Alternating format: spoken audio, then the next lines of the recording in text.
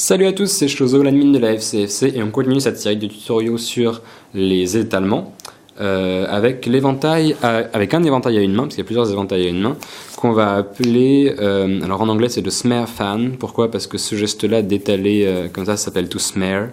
Ça c'est to smear en général. Donc là c'est pareil, on le fait dans une main.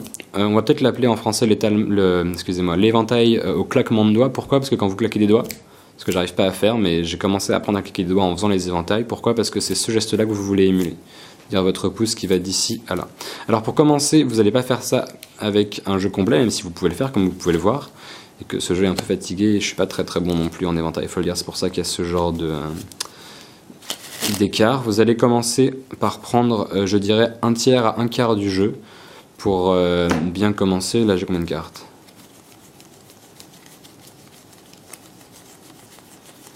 18, 19, 20, très bien. Prenez entre 15 et 20 cartes. On va s'entraîner à faire un éventail à une main. Encore une fois, ça, je suis désolé, c'est aussi parce que le jeu est un petit peu fatigué.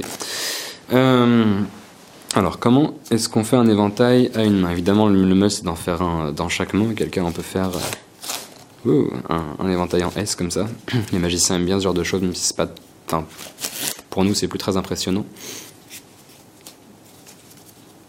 Alors, back to business. Encore une fois, le grip est extrêmement important. Moi, je fais mes éventails en partant d'ici. Vous allez faire une swivel cut. Ok, que normalement vous connaissez.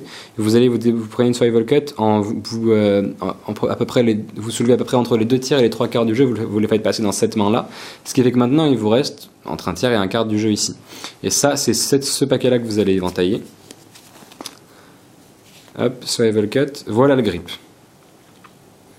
Alors, le grip, c'est tenu uniquement par ces 4 doigts-là et surtout par ces deux-là, qui sont à peu près, comme vous pouvez le voir, ils sont à peu près sur cette ligne-là, si vous avez des bikes. Les 2 doigts ici supportent et le pouce ne tient pas. Donc, à partir de la swivel cut, ça donne ça. Ça, c'est le grip de base. Voilà ce qui va se passer. Votre pouce va venir pousser, comme d'habitude. Et après on va étaler. Alors comment est-ce qu'on fait ça? Le pouce vient, en fait il trace une sorte de diagonale d'ici jusqu'à ce coin-là. Et après on étale. Alors comment est-ce qu'on étale? Là d'ailleurs je l'ai mal fait. Comment est-ce qu'on étale? On étale les cartes comme si on claquait les doigts. Je vous incite à faire ça d'un seul mouvement fluide. Moi c'est quand j'ai essayé de le faire un petit peu fort que ça a commencé à marcher. Vous voyez que mon éventail, en fait, il trace une courbe comme ça ici, c'est normal, c'est bien, ça veut dire que j'essaie d'éventailler au plus possible. Vous ne voulez pas n'éventailler que cette partie-là, par exemple, vous voyez. Si jamais vous avez des éventails qui ressemblent à ça, c'est qu'il vous manque tout ça. Le pouce vient chercher. En fait, le mieux, ce serait... Voilà. Alors, un truc à laquelle il faut faire attention, c'est que si jamais votre pouce part trop près du petit doigt, vous risquez d'avoir des cartes qui vont se corner à ce niveau-là, surtout si jamais elles sont prises dans le mauvais sens, si c'est possible qu'elles se cornent comme ça. Faites attention à ça, mais ça vous vous en rendrez compte, il faudra expérimenter avec.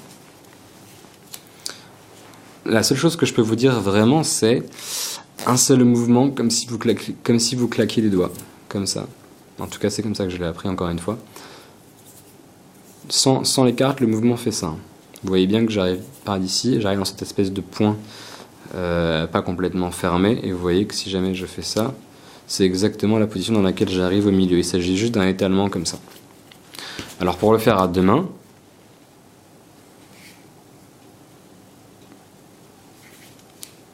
il faut se repositionner par contre. D'ailleurs, j'ai un trou là, normalement je suis capable de le faire à 2 mains, mais pourquoi est-ce que...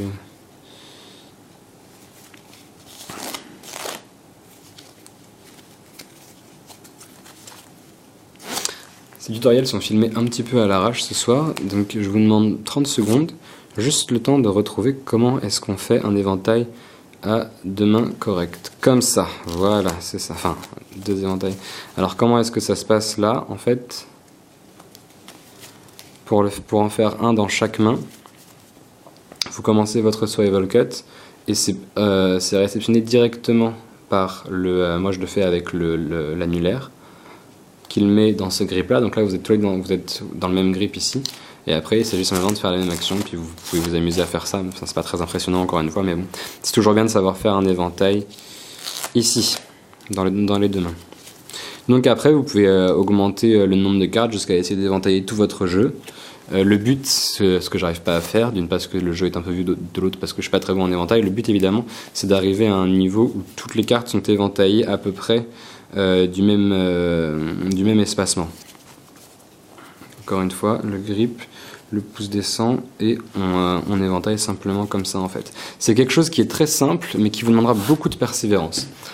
Comme tous les éventails en fait, beaucoup de travail pour pas grand chose. Et bon, je dis le jeu est un peu vieux, c'est vrai qu'il faut des jeux en vraiment bon état pour éventailler, mais c'est aussi beaucoup de travail de la part du cardiste. Je suis pas quelqu'un qui éventaille beaucoup, donc si vous voulez vous intéresser à cette branche, tant mieux, mais sachez surtout que c'est pas forcément de la faute des cartes, c'est souvent de la faute du cardiste parce qu'il faut énormément de temps pour comprendre. Encore une fois, c'est ce problème de l'étalement. Il faut énormément de temps pour comprendre à chaque éventail sa technique d'étalement. À chaque éventail, il faut comprendre comment est-ce qu'on fait, quels sont les points de pression et comment est-ce que la pression marche. Sur les deux premiers que je vous ai montrés, c'est pas très compliqué. L'éventail au pouce, je pense, est plus compliqué que celui-ci, qui est franchement pas très compliqué en fait, puisque la pression, elle est juste... On pourrait dire que c'est un éventail à une main au pouce en fait. Et évidemment, comme d'habitude, en cardistrie, quand tu as un doigt qui fait quelque chose, les autres en général font quelque chose aussi. C'est-à-dire que là, quand le pouce, si jamais vous faites juste une action du pouce, je vais essayer de le faire, c'est un petit peu compliqué. Si jamais on fait juste une action du pouce, vous voyez bien que si jamais ces doigts-là bougent pas, au final, mon index finit par bouger quand même.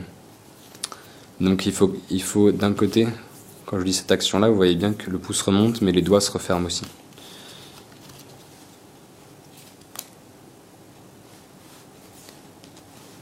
Mais comment est-ce qu'on fait pour fermer un éventail ? Dans ce genre de choses, moi en général je fais ça comme ça. Je fais mon éventail ici, je le montre et après simplement on réverse l'action en fait, on fait ça, on la rembobine. On arrive ici et on peut la refermer comme ça. Alors je sais pas trop s'il faut que je vous explique ou si vous voyez assez bien. Hop, en fait on fait pivoter le jeu comme ça et après on est ici et on le fait retomber simplement comme si on fermait la page d'un livre avec une position un peu bizarre. Voilà, c'était l'éventail à une main au pouce ou l'éventail à l'étalement, l'éventail au claquement de doigts, je ne sais pas trop comment dire. Si vous avez des questions, n'hésitez pas à vous inscrire sur le forum de la FCFC dont le lien est donné en description et j'essaierai de répondre, moi et les autres membres, à toutes les questions que vous pouvez avoir sur ce type de technique. Voilà, je vous dis à très bientôt pour un nouveau tutoriel et travaillez bien, salut!